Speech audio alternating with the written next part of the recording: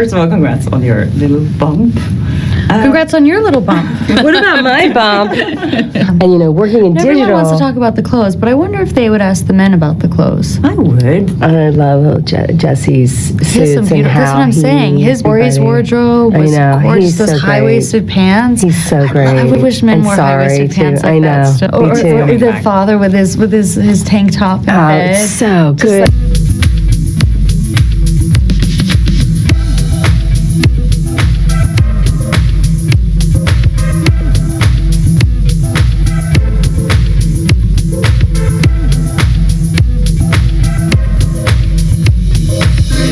Hi besties, welcome back to the channel. Today we are going to talk about something that honestly feels less like a normal court case and more like a chess match, where every move is calculated, every step is timed, and every statement has a deeper meaning behind it. Because what's happening right now is not just about evidence or arguments, it's about influence, pressure, and control. And once you start connecting all the dots, it becomes very clear that both sides are not just fighting to win the case, they are fighting to control how the case is seen, understood, and ultimately decided. Now before we go deeper, you need to understand one thing. Cases like this are never just about what's written on paper. They are about how those words are interpreted, and more importantly, when they are presented. Timing in legal battles is everything. And that's exactly where things start to get interesting. Because recently, during a court discussion, something was said that revealed a strategy that most people wouldn't even notice at first. But once you catch it, you can't unsee it.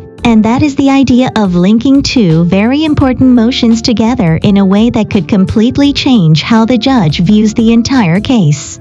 Now let's break that down in simple terms without making it boring, because this part matters the most. There is something called summary judgment, which is basically a request asking the judge to end the case early without going to trial. If there is no real dispute about the key facts, the judge can say there's no need for a jury. Let's wrap this up right here now. Obviously, if you are the side that wants to continue the case, that's a problem, because if summary judgment is granted, your case is basically over before it even fully begins. So what do you do if you feel like your evidence alone might not be strong enough to stop that from happening? This is where the second piece comes in, and that is spoliation, which is a legal argument that the other side destroyed or failed to preserve important evidence, and if the court believes that happened, it can lead to something very powerful called an adverse inference, which means the judge or jury is allowed to assume that the missing evidence would have been damaging to the side that lost it. Now think about how powerful that is for a second, because instead of showing actual proof, you are asking the court to assume what that proof would have shown. And that assumption alone can shift the entire direction of a case. And this is exactly why what was said in that hearing matters so much. Because instead of treating these two things separately, there was a clear push to have the judge consider the spoliation argument while deciding the summary judgment, meaning don't just look at the evidence we have, also think about the evidence we claim was destroyed and imagine what that could have proven. And when you hear that, you start to realize this is not just a legal argument, this is a strategy to fill in gaps with assumptions, and that's where opinions start to split.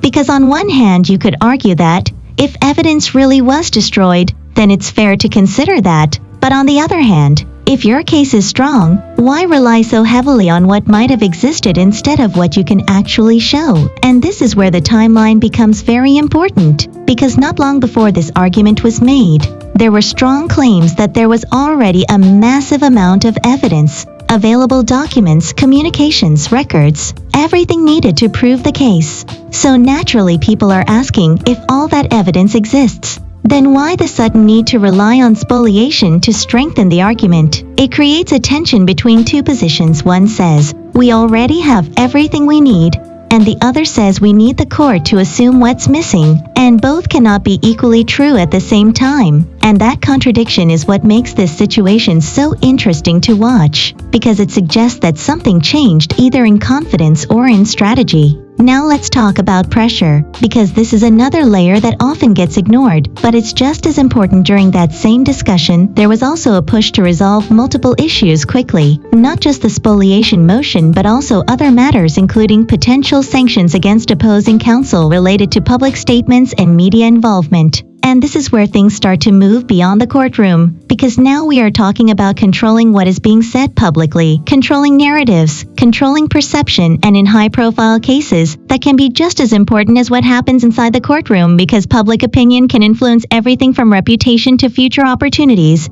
and even indirectly the environment around a trial. So when one side pushes to limit what the other can say, it raises a question: is this about fairness? Or is this about control? And the judge's reaction to this is something you cannot ignore, because instead of immediately agreeing, there was a sense of hesitation, almost like the court was not fully convinced that such restrictions were necessary at this stage, and instead pointed out that there are existing legal tools to manage publicity during trial, if needed, which suggests that from the court's perspective, there may not be enough justification to act on that request right now. And when a judge responds like that, it can sometimes indicate that they are being cautious about overstepping or about being drawn into strategic moves that are not essential at that moment. Now, another key element here is how the judge is prioritizing decisions, because with so many motions on the table, the order in which they are decided can change everything. If the judge focuses first on summary judgment and the pleadings and decides that the case does not meet the required standard, then everything else becomes irrelevant. There is no need to argue about evidence or trial strategy, because the case is done. But if the case survives that stage, then we move into a completely different phase, where things like motions in limine become critical. And if you don't know what that is, it's basically a pre-trial process, where both sides try to limit what the jury will be allowed to see or hear. And this can include excluding unrelated past events, blocking certain types of arguments, or even restricting specific language that could influence how the jury perceives the case. And this is where strategy becomes very detailed, because both sides will try to shape the narrative before the trial even begins, deciding what story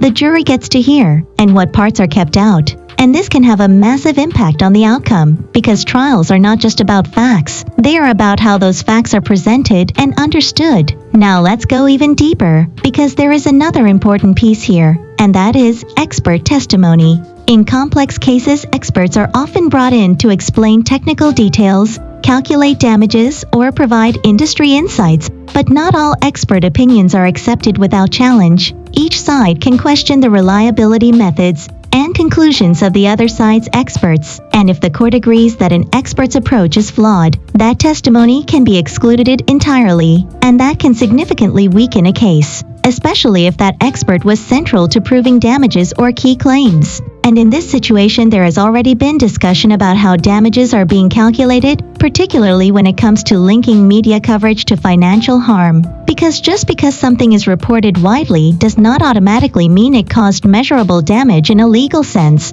especially if those reports are based on public court proceedings, which are generally protected. And this raises another interesting possibility, that the goal may not be purely financial, but also reputational, meaning the aim could be to reduce or remove negative coverage, rather than just seek compensation. And if that's true, it adds another layer to the strategy, because now the case is not just about winning in court, it's about reshaping how the situation is seen publicly. And when you step back and look at everything together, the motions, the timing, the arguments, the pressure on public statements, it starts to paint a picture of a very controlled and very deliberate approach, where every move is designed to influence not just the outcome but the process itself. And this is why the judge's attitude becomes so important, because judges are experienced. They see strategies like this all the time, and they are very aware when something is necessary versus when something might be more about gaining an advantage. And if the court begins to feel that certain actions are excessive or strategic rather than essential,